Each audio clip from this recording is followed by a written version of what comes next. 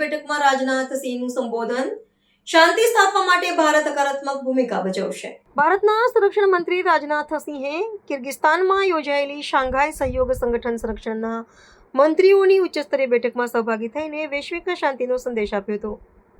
આ મહત્વપૂર્ણ શિખર સંમેલન દરમિયાન તેમણે ભારપૂર્વક જણાવ્યું હતું કે એશિયાઈ ક્ષેત્રમાં ભૌગોલિક અને રાજકીય સ્થિરતા જાળવવા માટે સંગઠનનો જે આદેશ છે તેને પૂર્ણ કરવામાં ભારત હંમેશા અગ્રેસર રહેશે. સંરક્ષણ મંત્રીએ સરહદી વિવાદોના શાંતિપૂર્ણ ઉકેલ અને સભ્ય રાષ્ટ્રો વચ્ચે પરસ્પર વિશ્વાસ વધારવા પર વિશેષ ભાર મૂકતા ભારતની વિદેશ નીતિના મૂળભૂત સિદ્ધાંતોને વિશ્વમંચ પર પ્રસ્તુત કર્યા હતા. આ બેઠકના વ્યૂહાત્મક પાસાઓ પર ચર્ચા કરતા રાજનાથ સિંહે આતંકવાદ, કટ્ટરવાદ અને સરહદ પારના ગુનાખોરી સામે સામૂહિક લડત આપવાની આવશ્યકતા પર ભાર મૂક્યો હતો. તેમણે જણાવ્યું હતું કે કોઈપણ રાષ્ટ્રની પ્રગતિ માટે શાંતિપૂર્ણ વાતાવરણ અનિવાર્ય છે અને શાંઘાઈ સહયોગ સંગઠનના દિશામાં એક મજબૂત માધ્યમ બની શકે તેમ છે. ભારતની સક્રિય ભાગીદારીથી પ્રાદેશિક સુરક્ષા માળખાને વધુ સુદૃઢ બનાવી શકાશે, જે અંતે સભ્ય દેશોના આર્થિક વિકાસમાં પરિણમશે. આ દરમિયાન તેમણે સભ્ય રાષ્ટ્રોના સંરક્ષણ પ્રતિનિધિઓ સાથે દ્વિપક્ષીય સુરક્ષા સહયોગ વધારવા અંગે પણ ગહન ચર્ચા કરી હતી.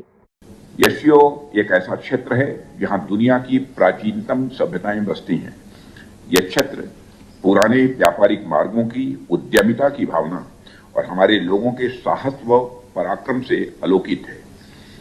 यहाँ एक ऐसा साझा सांस्कृतिक परिवेश है जहाँ सभ्यताएं आपस में मिलती हैं, समुदाय परस्पर जुड़ते हैं और व्यापार सांस्कृतिक आदान प्रदान के साथ गहराई से गुंथा हुआ है। एक्सेलेंसीज, आज के दौर में एससीओ की भूमिका और भी महत्वपूर्ण हो जाती है जब वैश्विक दृष्टिकोण खंडित दिखाई देने लगा है और देश दिन ब दिन अंतर्मुखी होते जा रहे हैं। वर्तमान समय में दुनिया एक ऐसे मोड़ पर खड़ी है जहां बढ़ता यूनिलैटरलिज्म और कॉन्फ्लिक्ट एक कठोर सच्चाई बनकर सामने आए हैं। सहमत की बुनियाद कमजोर पड़ती दिख रही है और मतभेदों का स्वर पहले से अधिक मुखर हो गया है। एक्सेलेंसी, हम आज ऐसे समय में एकत्र हुए हैं जब दुनिया अभूतपूर्व संकटों का सामना कर रही है। पिछले कुछ वर्षों में लगातार हुए संघर्षों ने जान माल का भारी नुकसान भी किया है और यह सिलसिला चिंताजनक रूप से जारी है। डिफेंस और सिक्योरिटी से जुड़े होने के नाते यह हमारे लिए आत्ममंथन का समय है ताकि हम इस स्थिति से निपटने के लिए प्रभावी कदम उठा सकें। एक्सेलेंसी, इसी समय हम एक्सट्रीमिज्म, रेडिकलिज्म और टेररिज्म के रूप में एक और गंभीर चुनौती का सामना कर रहे हैं। आज के उभरते वर्ल्ड ऑर्डर में आतंकवाद सबसे बड़ा खतरा बनकर सामने आया है। इसी पृष्ठभूमि में एससीओ एक ऐसे ऑर्गेनाइजेशन के रूप में सामने आया जो हमारे शेयर्ड वैल्यूज पर आधारित है। इस संगठन ने हमेशा आतंकवादी विचारधाराओं और गतिविधियों की कड़ी निंदा की है और आतंकवाद के विरुद्ध सामूहिक संघर्ष को अपना आधार बनाया है। इसलिए आतंकवाद के खिलाफ लड़ाई इस संगठन के मूल सिद्धांतों में शामिल है। इस संदर्भ में एससीओ के रीजनल एंटी टेररिस्ट स्ट्रक्चर ने एक बहुत महत्वपूर्ण भूमिका निभाई है।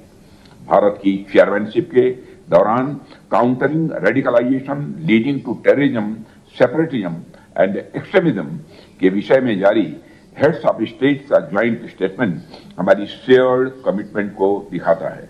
इन तीनों इवेल्स से निपटने के लिए एक यूनिफाइड फ्रंट की जरूरत है जो सेफ हेवंस को खत्म करे और किसी भी पॉलिटिकल एक्सेप्शंस को अस्वीकार करे। हमें state sponsored cross border terrorism को नजरअंदाज नहीं करना चाहिए जो किसी भी देश की संप्रभुता पर सीधा आघात करता है। इस विषय में दोहरे मानदंडों के लिए कोई स्थान नहीं है और एससीओ को उन लोगों के खिलाफ उचित कदम उठाने से पीछे नहीं हटना चाहिए जो आतंकवाद को समर्थन, आश्रय या संरक्षण देते। पिछले वर्ष तियानजिन डिक्लेरेशन ने आतंकवाद के विरुद्ध हमारे दृढ़ और एकजुट रुख को स्पष्ट रूप से सामने रखा था। कुछ ही दिन पहले 22 अप्रैल को हमने पहलगाम में हुए भीषण आतंकी हमले के पीड़ितों को श्रद्धांजलि दी है। उस घटना ने न केवल एक क्षेत्र बल्कि पूरी मानवता को झकझोर कर रख दिया था। ऑपरेशन सिंदूर के दौरान हमने यह स्पष्ट कर दिया कि आतंकवाद के केंद्र अब सजा पाने से किसी प्रकार से बच नहीं सकते। आतंकवाद और उसके समर्थकों के प्रति यह हमारे जीरो टॉलरेंस के दृष्टिकोण का प्रमाण था, जिसे इस प्रतिष्ठित मंच ने भी स्वीकार किया है।